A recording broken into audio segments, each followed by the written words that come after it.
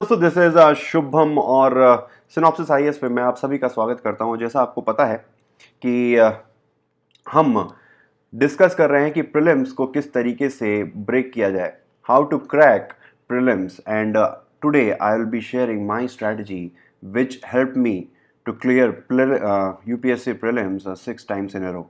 तो बहुत इंपॉर्टेंट है। आज हम 2016 का पेपर लेंगे और एक एक करके कुछ सेलेक्टेड क्वेश्चन लेंगे और एक एक करके हम देखेंगे कि किस तरीके से, अगर if you know nothing about any topic then also you can easily solve that question.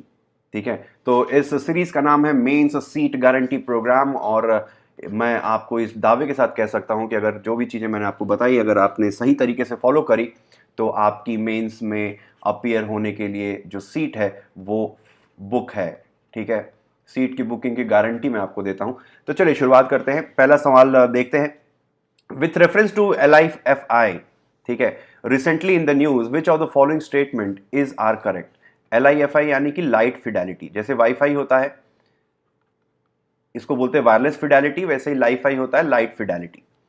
ठीक है, तो लाइट फिडेलिटी आजकल करंटली न्यूज में है, इसके रिगार्डिंग इनमें से कौन सा स्टेटमेंट सही है। तो पहला बोला है it uses light as a medium for high speed data transmission. ठीक है, okay. It is a wireless technology and is several times faster than WiFi. अब जैसा कि मैंने बताया है, आपने इससे पहले 2013 का पेपर मैंने डिस्कस किया, 14 का डिस्कस किया, ठीक है, 15 का डिस्कस किया। तो ये पहले अगर आपने लेक्चर नहीं देखे 13, 14, 15 वाले सेम सीरीज में, तो वो पहले देख लेना, फिर उसके बाद यहां पर आना। ठीक है, डायरेक्टली 2016 वाले पे जंप मत करना। तो कहने की बात यह है कि लाइट फिडेलिटी की मैं बात कर रहा हूं और जैसा कि मैंने बताया था कि ये फ्यूचरिस्टिक टेक्नोलॉजी है, फ्यूचरिस्टिक टेक्नोलॉजी है, तो इसकी अनलिमिटेड पोटेंशियल है, अनलिमिटेड पोटेंशियल। ठीक है, तो सारे इसके ऑप्शन सही होंगे।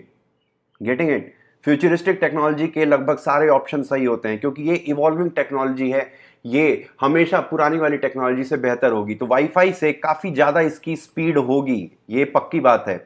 और लाइट को यूज करती है as a medium of data transmission, ये भी बात सही है क्योंकि अगर वाईफाई के बारे में थोड़ा भी पढ़ा होगा तो इसका पूरा नाम है लाइट फिडेलिटी। ठीक है, तो इसमें दोनों ही ऑप्शन इसके सही होंगे। तो जैसा कि मैंने बताया था, कोई भी फ्यूचरिस्टिक टेक्नोलॉजी होगी उसके सारे ऑप्शन जनरली सही होते हैं क्योंकि वो एक इवॉल्विंग टेक्नोलॉजी है। चलिए अगला सवाल देखते हैं। हिस्ट्री से अगला सवाल आ रहा है, हिस्ट्री से। इसमें पूछ रहा है कि कृष्णदेव राय जो विजयनगर के राजा थे उनके बारे में, उनके राज्य के टैक्सेशन सिस्टम के ऊपर सवाल पूछा गया है। तो regarding the taxation system of Krishnadeva Raya ruler of Vijayanagar, इनमें से कौन सा स्टेटमेंट सही है।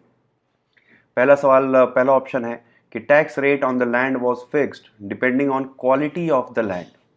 ठीक है, जितनी उपजाऊ जमीन होगी उस पे उस हिसाब से टैक्स लगेगा। दूसरा ऑप्शन है प्राइवेट ओनर्स ऑफ वर्कशॉप्स, ठीक है, जिनके पास प्राइवेट इंडस्ट्रीज हैं उनको इंडस्ट्री टैक्स देना होता था। अब देखिए, आपने कितनी भी हिस्ट्री पढ़ी हो, इतना डिटेल में कौन पढ़ पाता है। जनरली हम जब विजयनगर एम्पायर के बारे में पढ़ते हैं तो विजयनगर आर्ट एंड आर्किटेक्चर के बारे में पढ़ते हैं, ना कि वहाँ के रूलर के बारे में। फिर आपको मैं दावे के साथ कह सकता हूँ कि अगर आपका हिस्ट्री ऑप्शनल नहीं है तो 100% आपको ये क्वेश्चन आपने कभी पढ़ा नहीं होगा, लेकिन फिर भी इस क्वेश्चन को हम अटेम्प्ट कर सकते हैं और सही तरीके से अटेम्प्ट कर सकते हैं। कैसे? तो एक बेसिक कॉमन सेंस बताऊंगा। कृष्णदेव राय एक अच्छे राजा थे, ठीक है, he was a good king, आपको पता ही होगा। तो जब अच्छा राजा है, इस एक कुशल शासक थे। तो कुशल शासक क्या करता है, कुशलता से अपने शासन को आगे ले जाता है। तो जब अच्छा राजा है तो टैक्स को ऐसे ब्लाइंडली यूनिफॉर्म टैक्स नहीं रखेगा, जो जितना ज्यादा दे सकता है, जिसकी जमीन जितनी उपजाऊ है उस हिसाब से वो टैक्स भरेगा। तो ये positive, he was a good king, तो ये भी पॉजिटिव एस्पेक्ट है उनके शासनकाल का। फिर प्राइवेट ओनर से टैक्स लेते थे, जो भी, ये भी एक तरीके से पॉजिटिव चीज है क्योंकि एक महाराजा जितना अच्छे तरीके से टैक्स वसूलेगा उतने अच्छे तरीके से वो रूल कर पाएगा, क्योंकि शासन में वेलफेयर के लिए, ह्यूमन डेवलपमेंट के लिए, गरीबों के लिए, औरतों के लिए, बच्चों के लिए, बूढ़े बुजुर्गों के लिए पैसे की जरूरत पड़ती है। तो अब ये देखिए, ये पॉजिटिव थी चीज थी और ये दोनों ही पॉजिटिव है। इसका मतलब पॉजिटिव पॉजिटिव के साथ जाएगा। इसका ऑप्शन का जो सही जवाब होगा वो होगा 1 and 2 बोथ। ठीक है, सिंपल, बहुत आसान था, कर लिया, बिना पढ़े बिना कोई कुछ जाने, कॉमन सेंस का इस्तेमाल किया। चलिए सेम उसी चीज को इस्तेमाल करते हैं अगले क्वेश्चन में। पूछ रहा है कि United Nation Convention to combat desertification, इससे रिलेटेड जिसको बोलते हैं UNCCD, ठीक है, UNCCD, उससे रिलेटेड 3 ऑप्शन पूछे गए हैं। It aims to promote effective action through innovative national program and supportive international partnership, ठीक है।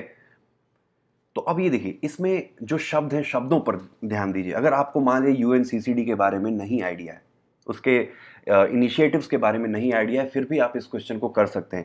आप शब्दों पे ध्यान दीजिए, इनोवेटिव अप्रोच की बात कर रहा है, ठीक है, फिर पार्टनरशिप्स की बात कर रहा है, लोगों को एक साथ लेकर, देशों को एक साथ मिलाकर आगे बढ़ने की बात कर रहा है, ठीक है। तो एक तरीके से पार्टिसिपेटिव मॉडल है, एक तरीके से इनोवेटिव मॉडल है। तो ये देखिए, इसमें कोई भी बात दावे के साथ नहीं की जा रही है, इसमें कुछ स्पेशल वर्ड्स हैं, इनोवेटिव वर्ड है, पार्टनरशिप है।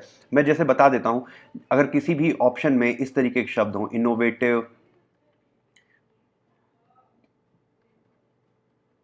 पार्टनरशिप, ठीक है, cooperation, cooperation, inclusiveness, inclusiveness, democratic, democratic, holistic,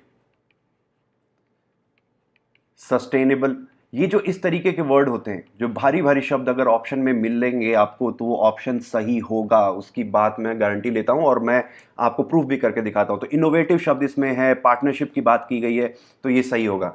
फिर it has a special particular focus on South Asia and North Africa regions and its secretariat facilitate the allocation of major portion of financial resources to these regions, ठीक है। चलो, अभी ये थोड़ा सा clear नहीं हो रहा, तो इसको हम लोग डाउटफुल कैटेगरी में रखते हैं। तो पहला ऑप्शन तो हमें लग रहा है कि सही है, तो इसका मतलब पहला ऑप्शन सही, यानी कि बी एलिमिनेट हो गया, ठीक है। अब ये वन सब में है, ठीक है, वन सब में है। और अगर आप देखें तो अगला पॉइंट देखना पड़ेगा ताकि हम इस चीज को एलिमिनेट कर सके। It is committed to bottom up approach encouraging partnership of local people in combating desertification. एक बॉटम अप अप्रोच है जहां पे जनता को मिलाकर, सिटीजन्स को मिलाकर, देश के लोगों को मिलाकर हम डेजर्टिफिकेशन की समस्या से लड़ने की कोशिश करेंगे। तो ये ऑप्शन भी सही है, यानी कि 1 और 3 सही है। तो हमारा क्या एलिमिनेट हो गया, 1 हट गया, ऑप्शन ए हट गया, बी हट गया, ठीक है, और 2 हमारा तो जो है 1 और 3 सही है। अब दिक्कत फंसती है कि 1 और 3 होगा या 1, 2, 3 होगा, ठीक है। तो ये ऑप्शन है। अब यहां पर हमारा मामला जाता है 50-50, 50-50। अब हम इस क्वेश्चन को सॉल्व करने की जो प्रोबेबिलिटी है, सही या गलत होने की जो प्रोबेबिलिटी है, वो है 50-50। तो अब यहां पर भी ध्यान दे सकते हैं, स्पेशल की बात की जा रही है, पर्टिकुलर, बहुत ही एक थोड़ा सा असर्टिव सा स्टेटमेंट है। कोई बात दावे के साथ कही जा रही है कि भाई पर्टिकुलरली सिर्फ इसी एरिया पर फोकस करने की बात कही जा रही है, तो इसलिए इसके गलत होने की संभावना ज्यादा है, ठीक है।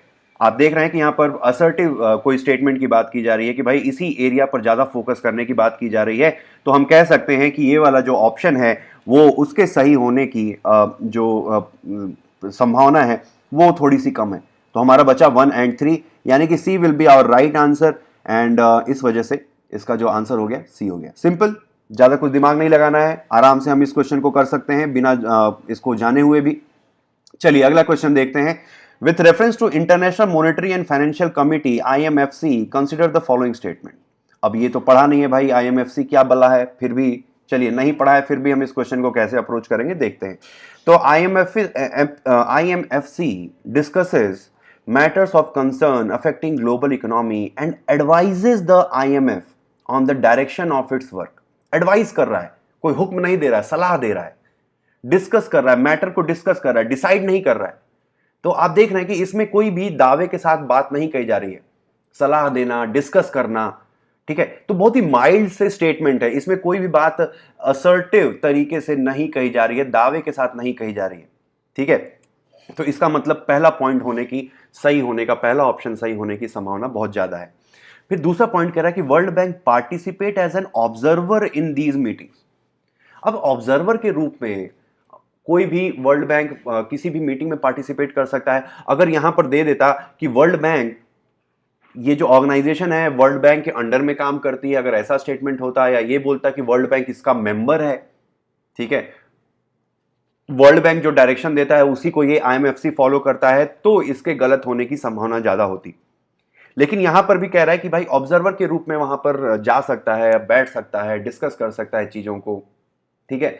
कोई बात दावे के साथ पॉइंट नंबर 2 में भी नहीं कही जा रही है, तो इसके भी सही होने की संभावना ज्यादा है और इस पॉइंट के भी सही होने की संभावना ज्यादा है। इस वजह से जो हमारा राइट आंसर होगा दैट विल बी सी। ठीक है, समझ में आ रही है जो मैं बात आपको कहने की कोशिश कर रहा हूं कि देखिए स्टेटमेंट को समझने की कोशिश कीजिए कि इसमें डिस्कस करने की बात की जा रही है, डायरेक्शन देने की बात नहीं कही जा रही, डिस्कस करने की। तो एक कर सकते हैं भाई, डिस्कस करना तो कोई बड़ी बात है नहीं। फिर एडवाइस करने की बात की जा रही है, सलाह देने की बात की जाए, तो ये सारे माइल्ड स्टेटमेंट है। यहां पे पार्टिसिपेशन की बात की जा रही है, ऑब्जर्वर के रूप में पार्टिसिपेट करने की बात की जा रही है, तो ये भी सही हो सकता है। तो इसका सही जवाब होगा सी। ठीक है, समझ में आया? चलिए अगला सवाल देखते हैं। अब पूछ रहा है with reference to cultural history of medieval India consider the following statements. अब एक नई चीज इसमें बताता हूं, नया ट्रिक। अक्सर क्या होता है कि जैसे मान लीजिए पहला ऑप्शन दिया है मिडाइवल हिस्ट्री, तो सिद्धा, जिनको हम सितारा भी कहते हैं, तमिलनाडु रीजन में एक मोनोथीस्टिक और आइडोलेटरी के खिलाफ, मूर्ति पूजा के खिलाफ ये ऑर्गेनाइजेशन, ये एक कल्ट है जो काम करता है। ठीक है, तो जनरली आपने अगर थोड़ा बहुत भी भक्ति मूवमेंट पढ़ा होगा, तो जितने भी भक्ति के मूवमेंट के मैक्सिमम लोग थे, ठीक है, उन्होंने आइडोलेटरी के खिलाफ बात कही थी। ठीक है, मूर्ति पूजा के खिलाफ बात कही थी, तो ये बात लगभग सही होने की संभावना ज्यादा है। फिर दूसरा है कि Lingayat of Kannada region question the theory of rebirth and rejected the caste hierarchy. ठीक है, they question the theory of rebirth and rejected the caste hierarchy. इसमें अब देखिए, लिंग्यात के बारे में अगर नहीं भी पढ़ा होगा तो फिर भी इतना आइडिया होगा कि जितने भी हिंदुइज्म से रिलेटेड सेक्ट थे, उन्होंने जात पात के भेदभाव को नकारा था। तो ये वाला पॉइंट सही है, रिजेक्टेड द कास्ट हायरार्की। ठीक है, ये वाला पॉइंट सही है। अब ये समझ में नहीं आ रहा है कि इन्होंने रीबर्थ की थियरी को के ऊपर सवाल खड़े किए थे या उसको एक्सेप्ट किया था। तो इसमें मैं ये कहना चाहता हूं कि कोई भी स्टेटमेंट तब सही होता है जब दोनों पॉइंट सही होते हैं। ठीक है, अगर आपको लगता है कि कास्ट हायरार्की वाला जो ऑप्शन इसमें दिया गया है ये सही है, ठीक है, तो ये भी सही होगा ही होगा, तभी जाके ये पूरा कंप्लीट सही स्टेटमेंट होता है। कभी भी एक पॉइंट सही होके दूसरा वाला पॉइंट गलत जो है गलत यूपीएससी फ्रेम नहीं करती है कि भाई ये वाला पॉइंट गलत कर दें और ये वाला पॉइंट जो है सही डालते हैं। अगर आपको 3 पॉइंट दिए गए, ठीक है, जैसे मान लीजिए अगर सवाल ये दिया गया है कि इसमें से कौन से शॉर्ट लिव्ड पॉल्यूटेंट हैं, ठीक है, तो अब इसमें ऑप्शन में दिया गया है कि मान लीजिए मीथेन, ठीक है, फिर कार्बन, HFC। अगर आपको लगता है कि मीथेन तो शॉर्ट लिव्ड है, कार्बन भी शॉर्ट लिव्ड है, लेकिन HFC के ऊपर आपको डाउट है, तो अगर तीनों एक साथ दिए गए हैं कि methane, carbon and HFC are short lived pollutant, तो अगर ये दोनों ऑप्शन सही अगर आपको लगते हैं तो HFC भी शॉर्ट लिव्ड पॉल्यूटेंट ही होगा। ठीक है, इस चीज को ध्यान में रखेंगे। तो सेम वे अगर यहां पर थियरी ऑफ अगर वो कास्ट हायरार्की को अगर रिजेक्ट करते हैं और सेम स्टेटमेंट में दूसरा पॉइंट भी दिया गया है कि थियरी ऑफ रीबर्थ को उन्होंने सवाल उसके ऊपर खड़े किए थे, उसको भी नकारा था बेसिकली थियरी ऑफ रीबर्थ को, तो दोनों पॉइंट सही होंगे। मैंने एक्चुअली जब मैं 2016 में सॉल्व कर रहा था तो मैंने गलत कर दिया था। मुझे ये वाला तो चीज पता था कि भाई कास्ट हायरार्की को उन्होंने रिजेक्ट किया था, जात पात का भेदभाव नहीं मानते थे, क्योंकि जितने भी भक्ति मूवमेंट से रिलेटेड उस समय के जितने भी वो थे कल्ट थे, वो सारे कास्ट हायरार्की को नकारते थे, जात पात के भेदभाव को, छुआछूत को ये लोग नकारने वाली बात करते थे। ठीक है, तो ये वाला जब पॉइंट सही है तो ये वाला भी पॉइंट सही होगा ही होगा। ठीक है, तो ये चीज ध्यान में रखेंगे। तो ये वाला पॉइंट भी सही हो गया, ये वाला पॉइंट भी सही हो गया और हमारा ऑप्शन आ गया सी। ठीक है, आसान था। चलिए इसको नोट कर लेना जो मैंने अभी चीज बताई। ठीक है, रजिस्टर में मैं बार बार बोलता हूं कि इसको कथा की तरह नहीं सुनेंगे, रजिस्टर पे इसको नोट करते जाएंगे जो भी चीजें मैं पॉइंट्स बता रहा हूं, और एग्जाम की एक रात पहले इसको एक बार इस पे ये कान खोल के अपने दिमाग में घुसेड़ लेंगे इस बात को, नहीं तो फिर से आपने अगर रिवाइज नहीं किया जो बातें मैंने आपको यहाँ पर शेयर कर रहा हूँ, एग्जाम में आप फिर से वही अपने नॉलेज के ऊपर क्वेश्चन पेपर को सॉल्व करने की कोशिश करेंगे जिसका ज़्यादा फायदा नहीं होगा। ठीक है, तो इसको ध्यान से रखेंगे, तभी जाकर हम बेहतर तरीके से इस क्वेश्चन पेपर को हम सॉल्व कर पाएंगे। चलिए अगला क्वेश्चन देखते हैं। प्रधानमंत्री फसल बीमा योजना के बारे में सवाल पूछ रहा है। तो इस स्कीम के अनुसार किसानों को यूनिफॉर्म प्रीमियम देना होगा at 2% for any crop any season. हर फसल के लिए, हर सीजन की फसल के लिए यूनिफॉर्म प्रीमियम देना होगा। तो ये बात क्या कही जा रही है? दावे के साथ कही जा रही है। ठीक है, चाहे कोई भी सीजन हो, चाहे कोई भी फसल हो, सबके लिए 2% प्रीमियम होगा। अंधेर नगरी चौपट राजा, टके सिर भाजी टके सिर खाजा, ऐसा। लेकिन अंधेर नगरी तो है नहीं, मोदी जी का शासन है। ठीक है, तो यहां पर बात जो है असर्टिव तरीके से कही जा रही है कि हर सीजन के लिए, हर फसल के लिए। तो ये जो पॉइंट है गलत होगा। फिर this scheme covers post harvest losses arising out of cyclone and unseasonal rains. तो जैसा कि मैंने बताया है कि जो गवर्नमेंट स्कीम्स होती है वो हमेशा पॉजिटिव उसके एस्पेक्ट के ऊपर ऑप्शन सेट किया जाता है। कोई भी ऑप्शन ऐसा नहीं सेट किया जाएगा जो गवर्नमेंट स्कीम को बैड लाइट में दिखाए या प्रस्तुत करे। Getting it? तो गवर्नमेंट स्कीम को यहाँ पर पॉजिटिव तरीके से दिखाए जाने की बात कही जा रही है। तो ये वाला ऑप्शन सही होगा। तो पहला वाला हो गया गलत, ठीक है, पहला वाला हो गया गलत और दूसरा वाला हो गया सही। तो हमारा जो ऑप्शन आ गया बी। सिंपल, याद रखेंगे गवर्नमेंट स्कीम को हमेशा पॉजिटिव एस्पेक्ट्स उसके पूछता है, और अगर कोई भी बात दावे के साथ कही जा रही है तो उसका वो गलत होगा। तो हो गया इसका ऑप्शन बी। सिंपल था। चलिए आगे बढ़ते हैं। Food and Agriculture Organization accords the status of globally important agriculture heritage system GIAHS। ठीक है, ट्रेडिशनल एग्रीकल्चरल सिस्टम्स के लिए, जहां पर परंपरागत तरीके से कृषि होती है, उसको वो इंपॉर्टेंट एग्रीकल्चर हेरिटेज सिस्टम का दर्जा फूड एंड एग्रीकल्चर ऑर्गेनाइजेशन देती है। अब इसका गोल पूछ रहा है कि इस इनिशिएटिव का गोल क्या है। तो पहला ऑप्शन है to provide modern technology training in modern farming methods and financial supports to local communities for identified GIAHS so that to greatly enhance their agriculture productivity. तो कॉमन सेंस ये यूज करना है कि जब ये ट्रेडिशनल एग्रीकल्चर प्रैक्टिस है, परंपरागत, उसमें अगर आप मॉडर्न टेक्नोलॉजी घुसेड़ देंगे तो फिर वो उसकी जो खास बात है, उसके परंपरागत होने की जो खास बात है, वही समाप्त हो जाएगी। ठीक है, बेसिकली मान लीजिए कि आपका हैंडलूम सेक्टर है। ठीक है, तो हैंडलूम सेक्टर को अगर आपको बचाना है तो ऐसा आप नहीं बोलेंगे कि हैंडलूम सेक्टर से हम पावर लूम सेक्टर में उसको तब्दील कर देंगे, टेक्नोलॉजी डाल देंगे, क्योंकि उसकी खासियत ही है वो हाथ से बना हुआ है। ठीक है, खादी खादी है मान लीजिए, तो खादी में आप ये नहीं बोलेंगे भाई खादी से हमें कॉटन में या लिनन में चले जाना चाहिए, क्योंकि उसकी खासियत क्या है, वो खादी है।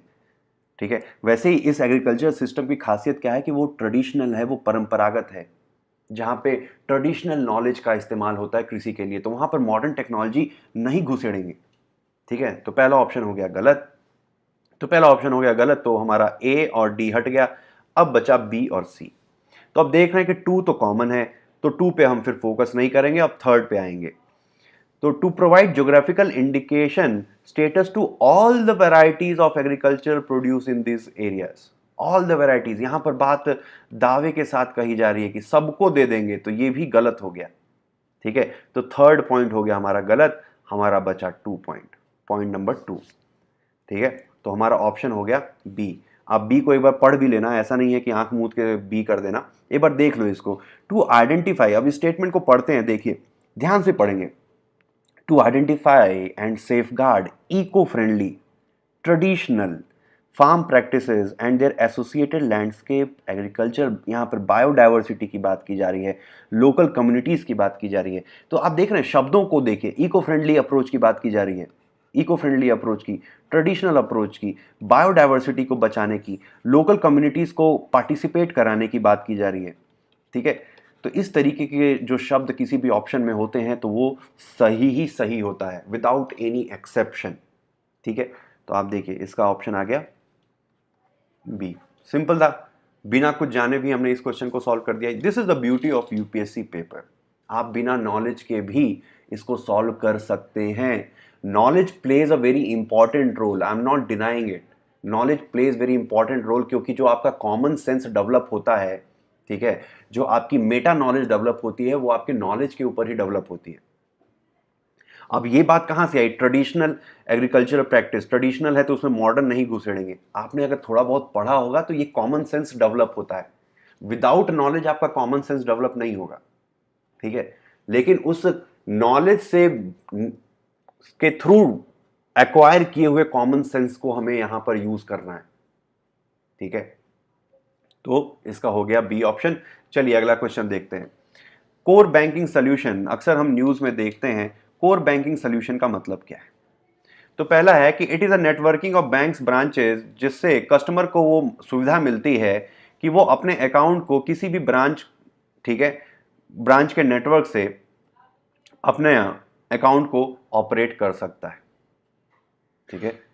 तो अब देखिए ये एक सरकारी स्कीम है, ठीक है, सरकारी एक इनिशिएटिव है, तो हमेशा ये पॉजिटिव होगा, कस्टमर के हित में है कि भाई अगर मान लीजिए एसबीआई का उसके पास कार्ड है तो वो आईसीआईसीआई बैंक से भी पैसे विड्रॉ कर सके, कस्टमर की सहूलियत के लिए है, यानी कि एक अच्छी चीज है, तो पॉजिटिव है।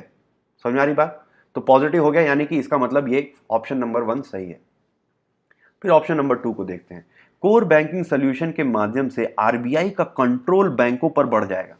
देखिए कंट्रोल एक नेगेटिव वर्ड है, अगर कंट्रोल की जगह पर यहां पर होता रेगुलेशन, कि ज्यादा बेहतर तरीके से आरबीआई बैंकों को रेगुलेट कर पाएगी, ओवरसाइट की बात होती, उन पर निगरानी रख पाएगी, उनको रेगुलेट कर पाएगी, तब ये ऑप्शन सही होता है। यहां पर बोला कंट्रोल कर लेगी, उनको दबा के अपने अंडर, उनके ऊपर कब्जा कर लेगी, ऐसा शब्द का इस्तेमाल किया गया है, ठीक है। तो जनरली सरकारी कोई भी ऐसा इनिशिएटिव होता है तो ये नेगेटिव टर्म है, तो ये हो गया पॉजिटिव, ये हो गया नेगेटिव, तो ये हो गया सही, ये हो गया गलत। तो चलिए पॉइंट नंबर 2 गलत है लग रहा है तो इसको हटा देते हैं, ठीक है। पॉइंट नंबर 1 हमारा सही है ही, तो अब बचा थर्ड वाला पॉइंट। अब थर्ड वाले पॉइंट पर देखते हैं। It is a detailed procedure by which a bank with huge non performing asset is taken over by another bank, कि एक प्रोसीजर है जिससे कोई बैंक में जिसके बहुत ज्यादा एनपीए है उसका टेक ओवर हो जाएगा।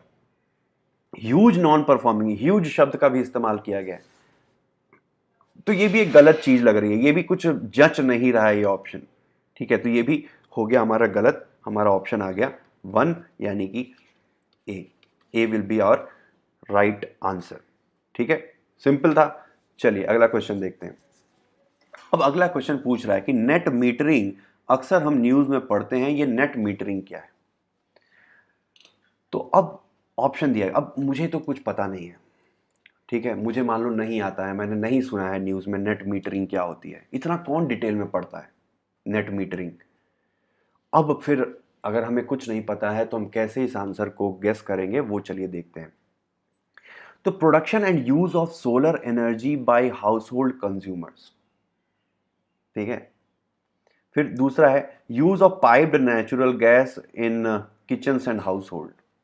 फिर installation of CNG kits in motor cars, installation of water meters in urban household. तो अब देख रहे हैं कि यूपीएससी के, देखिए कुछ यूपीएससी के फेवरेट टॉपिक होते हैं, जिसमें एक है सोलर एनर्जी।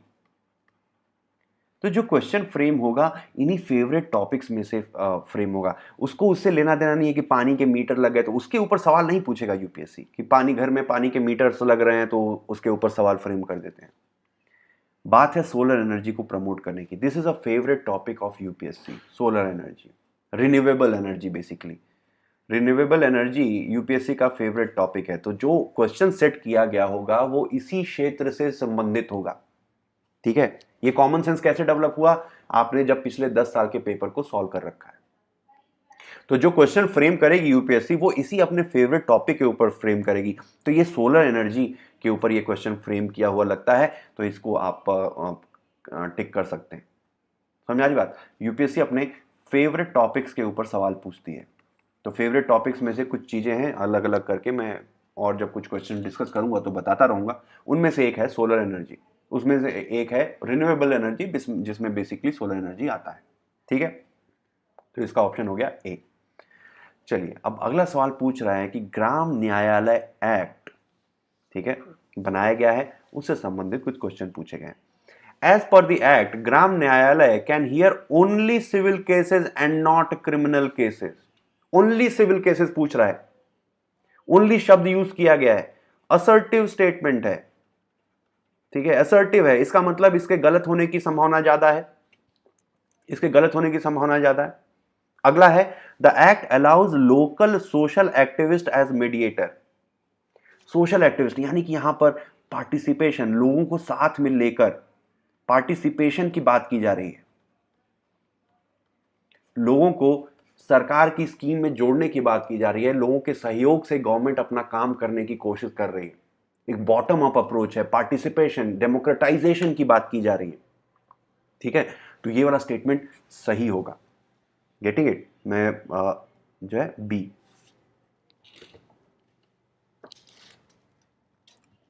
समझ में आया इतनी बात? आगे चलें, चलिए अगला क्वेश्चन डिस्कस करते हैं। अगला क्वेश्चन है ट्रांस पैसिफिक पार्टनरशिप के बारे में पूछा गया है, टीपीपी। अब कह रहा है it is an agreement among all the Pacific rim countries except China and Russia, all the Pacific rim countries. Pacific यानी कि अगर हम देखें, ठीक है, अगर हम देखें तो ये मान लीजिए हो गया एशिया और ये हो गया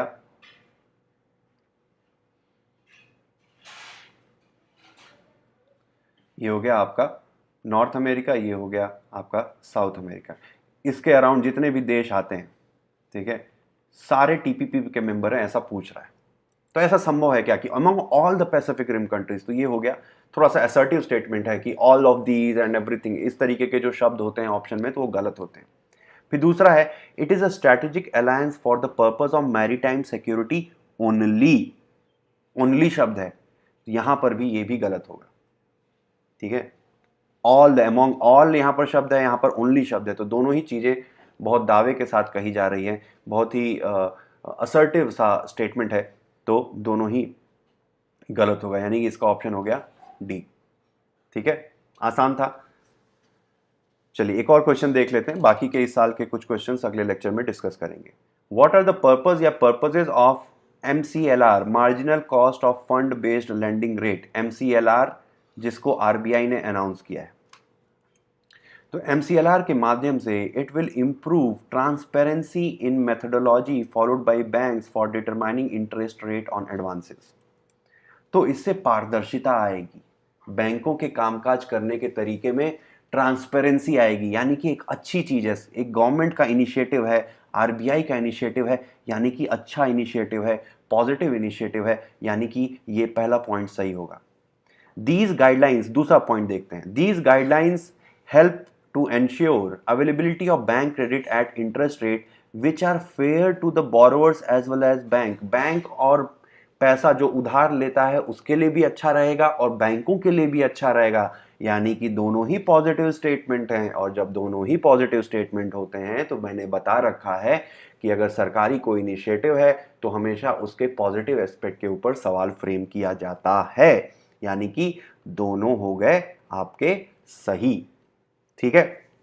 तो ये था आपका आज का लेक्चर। कुछ 2016 से रिलेटेड कुछ क्वेश्चंस हम अगले लेक्चर में डिस्कस करेंगे। उसके अलावा एक और बहुत इंपॉर्टेंट चीज मैं डिस्कस करना चाहूंगा, शेयर करना चाहूंगा, पब्लिक एडमिनिस्ट्रेशन का ऑप्शनल मैं सिनॉप्सिस IAS पे ले रहा हूं। तो जिन लोगों को पब्लिक एडमिनिस्ट्रेशन लेना है एज एन ऑप्शनल, जो लोग चाहते हैं वो लोग ले सकते हैं। पब्लिक एडमिनिस्ट्रेशन में बहुत अच्छे मार्क्स आजकल आ रहे हैं, पिछले 2 साल से 2018 और 19 में आप देखिएगा टॉपर्स की लिस्ट, उसमें मैक्सिमम जो टॉपर्स हैं पब्लिक एडमिनिस्ट्रेशन से रिलेटेड है। तो अभी पब्लिक एडमिनिस्ट्रेशन बहुत ही डिमांड में है और आप अगर पब्लिक एडमिनिस्ट्रेशन लेते हैं तो काफ़ी फायदा होगा। और कंप्लीट गाइडेंस प्रोग्राम हम सिनॉप्सिस IAS के प्लेटफॉर्म पे पब्लिक एडमिनिस्ट्रेशन का हमने शुरू किया है, तो जरूर देखिएगा, बहुत ही वैल्यू इन्हेंसिंग रहेगा। उसमें पार्शली फ्री है और पार्शली सब्सक्रिप्शन बेस्ड है, ठीक है। तो वो आप एक बार जाके सिनॉप्सिस IAS की वेबसाइट है, ठीक है, जिसका नाम है सिनॉप्सिस IAS, ऐसे नहीं लिखना है, synopsis IAS.in, तो यहाँ पर जाएंगे, वेबसाइट खोलेंगे सिनॉप्सिस आईएएस की, तो वहाँ पर आप ऑप्शनल वाली कैटेगरी में पब्लिक एडमिनिस्ट्रेशन में एनरोल कर सकते हैं। तो जरूर करिएगा, will have a great learning experience in public administration as well. और बाकी तो ये प्रीलिम्स की सीरीज़ में थोड़ी बहुत जितने और चीज़ें बचती हैं वो मैं कंटिन्यू करूँगा। तो और बाकी जितनी भी मैंने चीज़ें प्रीलिम्स के लिए बोली हैं उन चीज़ों को करिए, फॉलो कीजिए और खुद से क्वेश्चंस को सॉल्व करने की कोशिश कीजिए। You will definitely have a good understanding and you will be able to solve questions. एक और चीज़ बताना चाहूँगा कि आप कोचिंग्स के जो मॉक पेपर होते हैं, कोचिंग के मॉक पेपर पे ये चीज़ें काम नहीं भी कर सकती हैं, क्योंकि वो मॉक पेपर में ये इतना ध्यान लगाकर पेपर सेट नहीं किया जाता है। तो कोचिंग के मॉक पेपर्स में ये चीज़ें उतनी तरीके से 100% काम नहीं करेंगी, लेकिन यूपीएससी के पेपर में, यूपीएससी के प्रीलिम्स के पेपर में ये 100% काम करती हैं, ट्राइड एंड टेस्टेड है। ठीक है, चलिए अपने इन्हीं शब्दों के साथ इस लेक्चर को समाप्त करते हैं। बाकी के कुछ क्वेश्चन 2016 के सेकंड पार्ट में देखेंगे। तब तक के लिए इजाज़त दीजिए। Thank you.